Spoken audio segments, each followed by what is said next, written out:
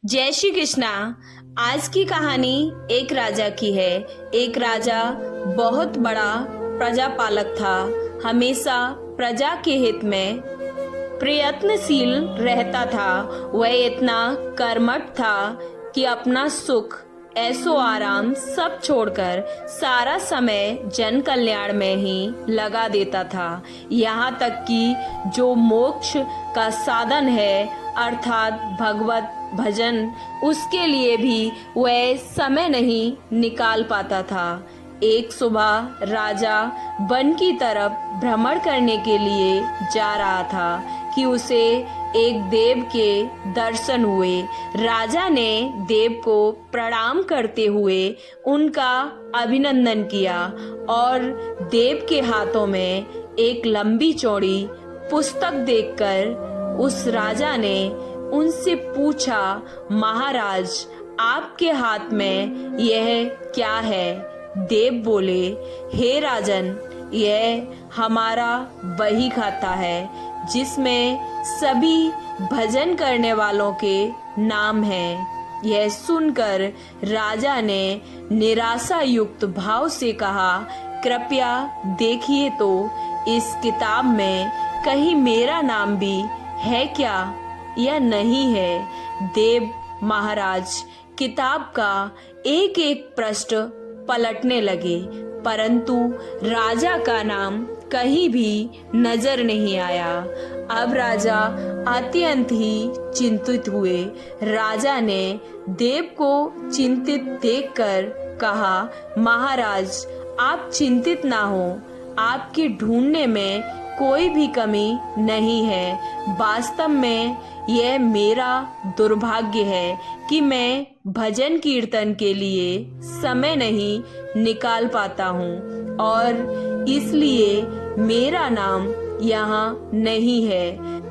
अब उस दिन राजा के मन में आत्मगिलानी सी उत्पन्न हुई, लेकिन इसके बावजूद उन्होंने उसे नजरअंदाज कर दिया और पुनः परोपकार की भावना के लिए दूसरों की सेवा करने में वह लग गए। कुछ दिन बाद राजा फिर सुबह वन की तरफ टहलने के लिए निकले तो उन्हें वही देव महाराज के दर्शन हुए। इस बार भी उनके हाथ में एक पुस्तक थी। इस पुस्तक के रंग और आकार में बहुत भेद था और यह पतली वाली काफी छोटी भी थी।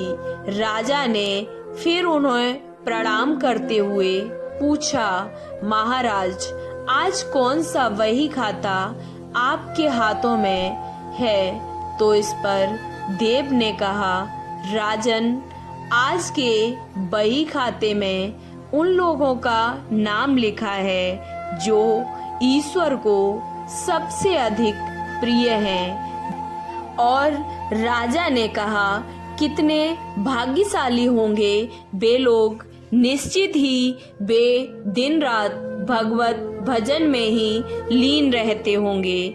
क्या इस पुस्तक में कोई मेरे राज्य का भी नागरिक है? देव महाराज ने बही खाता खोला और ये क्या, पहले पन्ने पर पहला नाम राजा का ही था। राजा ने आश्चर्यचकित होकर पूछा, महाराज मेरा नाम इसमें कैसे लिखा हुआ है? मैं तो मंदिर भी कभी कभार ही जा पाता हूँ, मुझे भगवत भजन के लिए भी समय नहीं मिलता। देव ने कहा, राजन इसमें आश्चर्य की बात क्या है? जो लोग निष्काम होकर संसार की सेवा करते हैं, जो लोग संसार में उपकार में अपना जीवन अर्पण करते हैं, जो लोग मुक्ति का लोभ भी त्याग कर प्रभु के निर्बल संतानों की सेवा सहायता में अपना योगदान देते हैं, उन त्यागी महापुरुषों का भजन स्वयं ईश्वर करता है। हे राजन, तू मत पछता कि तू पूजा पाठ नहीं करता है। लोगों की सेवा कर, तू असल में भगवान की ही पूजा करता है।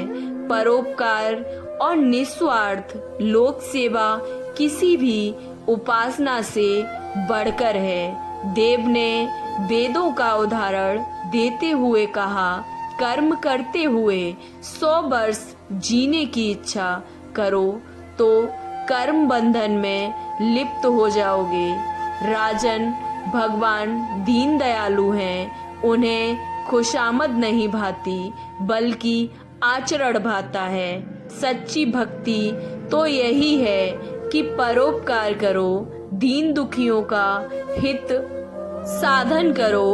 अनाथ, विधवा, किसान व निर्धन आज अत्याचारियों से सताए जाते हैं। इनकी यथाशक्ति सहायता और सेवा करो और यही परम भक्ति है। राजा को आज देव के माध्यम से बहुत बड़ा ज्ञान मिल चुका था और अब राजा भी समझ गया कि परोपकार से बड़ा कुछ भी नहीं है और जो परोपकार करते हैं वही भगवान के सबसे प्रिय होते हैं। जो व्यक्ति निस्वार्थ भाव से लोगों की सेवा करने के लिए आगे आते हैं, परमात्मा हर समय उनके कल्याण के लिए यत्न करता है। हमारे पूर्वजों ने कहा भी है, परोपकाराय पुण्याय भवति,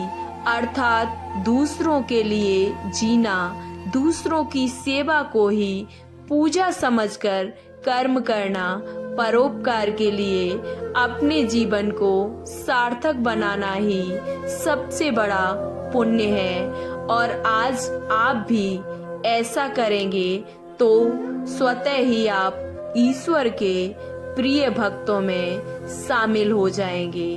तो आपको ये कहानी कैसी लगी?